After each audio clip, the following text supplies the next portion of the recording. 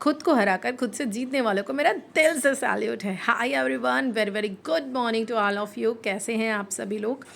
ये बोलते हुए, ये रिकॉर्डिंग करते हुए आज मुझे बहुत ही अच्छा लग रहा है, क्योंकि बहुत दिनों बाद मैं ये वीडियोस डाल रही हूँ चैनल पे। बहुत सारे रीज़न थे जिनकी वजह से वीडियो जो है वो बंद हो गया था, और आपको बहुत सारी बातें मैं आपको इस वीडियो के लास्ट तक बताने वाली हूँ, तो वीडियो को ज़रूर देखिएगा। ये भी बताऊँगी कि जो सीरीज़ चल रही थी आरो यारो की, उसको आंचल ने क्यों ब्रेक कर दिया, वो वीडियोज़ में क्यों नहीं दिखाई देगी, क्या रीज़न है, सब कुछ आपको बताऊँगी। तो ये देखिए, मेरी सुबह हो चुकी है और बाहर का नज़ारा जो है वो आपको दिखाती हूँ। इतनी ग्रीनरी, इतना अच्छा मौसम है कि आपको क्या बताऊँ। बारिश हुई थी रात में तो बहुत ठंडा ठंडा, बहुत ही अच्छा मौसम था। इस समय लगभग 5:45 बजे का जो है वो टाइम हो चुका है। तो फ्रेंड्स, आपको बस यही कहूँगी कि वीडियोस को पूरा ज़रूर देखिएगा और पहले की तरह ही प्यार दीजिएगा। हालांकि ब्रेक हो चुका है काफ़ी लंबा, लेकिन आई होप कि आप लोगों के दिल से हम दूर नहीं गए होंगे। तो फ्रेंड्स, बस आपको यही कहना चाहती हूँ कि जो हाउसवाइफ हैं उनके लिए भी एक बहुत बड़ी अपॉर्चुनिटी आई हुई है कि एलटी की नोटिफिकेशन आ गई हैं। आपने देखा ही होगा, आज ही सुबह जो है वो न्यूज़ मिली है। तो अब लग जाइए अच्छे से अपनी प्रिपरेशन करने के लिए। टीजीटी पीजीटी का जो एग्ज़ाम है वो तो भगवान जाने कब होगा, कब उसकी डेट आएंगी नहीं पता। और जिन लोगों ने आर ओ आर ओ का फॉर्म डाल रखा है वो लोग तो अभी एल में मत लगिए बिल्कुल। अभी आप मन से इसी की तैयारी करिए, आर ओ की, और इसका पेपर दीजिए, क्योंकि ये जो आपका पोर्शन है ना जीएस वाला, ये बहुत अच्छा एक आपका तैयार करेगा। जो जीएस के लिए एल में पूछा जाएगा 30 नंबर का, उसके लिए तो अच्छे से तैयारी में लगे रहिए। और ये देखिए, आप मुझे देख रहे होंगे एक अलग से सेटअप में। तो ये मैं ऊपर शिफ्ट हो गई हूँ और नीचे जो है, नीचे वाले रूम में आंचल शिफ्ट हो गई है। उसके पीछे रीज़न ये है कि आंचल को इस समय डॉक्टर ने स्ट्रिक्ट बेड रेस्ट बोल दिया है, और इसका रीज़न क्या है ये हम आपको आने वाले वीडियोज़ में ज़रूर बताएंगे।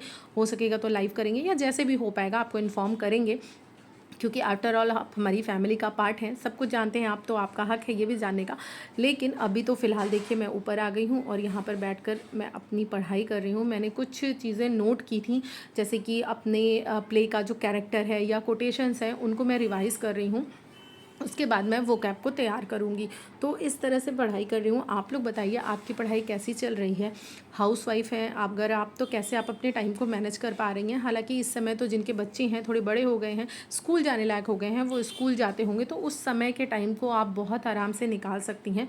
मैं आपसे यही कहूँगी कि ये जो आपका टाइम मिलता है जब बच्चे जाते हैं, तो उस समय आप अपने आप को कहीं भी व्यस्त ना करें। बिल्कुल उस टाइम को अपनी स्टडी में डिवोट करें।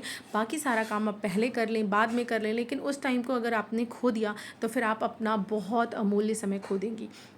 तो आपको मैनेज करना पड़ेगा। और फ्रेंड्स, एक ही चीज़ कहूँगी कि मंजिल को पाना इतना आसान नहीं होता।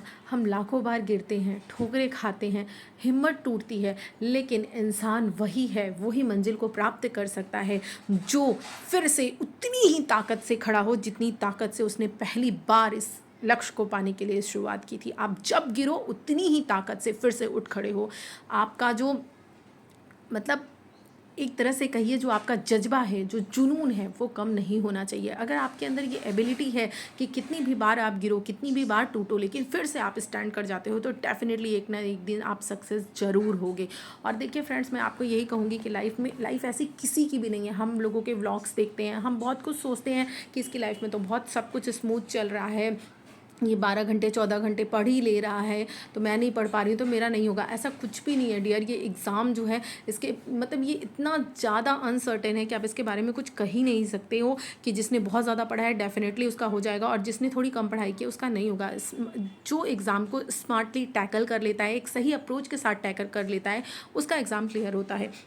तो आप एग्ज़ाम में अच्छे से लगे रहिए। अगर आप कभी किसी दिन नहीं भी पढ़ पा रहे हैं, तो किसी भी रीज़न कुछ भी हो सकता है, तो बाउंस बैक करिए और उतनी ही ताकत के साथ फिर से लग जाइए अपने उस रास्ते पे। क्योंकि बहुत सारी रीज़न होती हैं हम लड़कियों की, कभी कुछ भी रीज़न हो सकता है, कभी तबीयत ख़राब है, कभी फैमिली की वजह से, कभी कहीं जाना है, कभी किसी और की वजह से, बहुत सारी चीज़ें हमें आती हैं अपनी मंजिल से रोकने के लिए। लेकिन अगर हम रुक गए ना, तो हम जो चाहते हैं, जो सपने देखे हमने, वो कभी नहीं पूरे कर पाएंगे। तो अगर आप रुक गए हो कुछ देर के लिए किसी कारण की वजह से, तो उसके बाद बाउंस बैक ज़रूर करना। Thank you so much for watching. Bye bye and take care guys.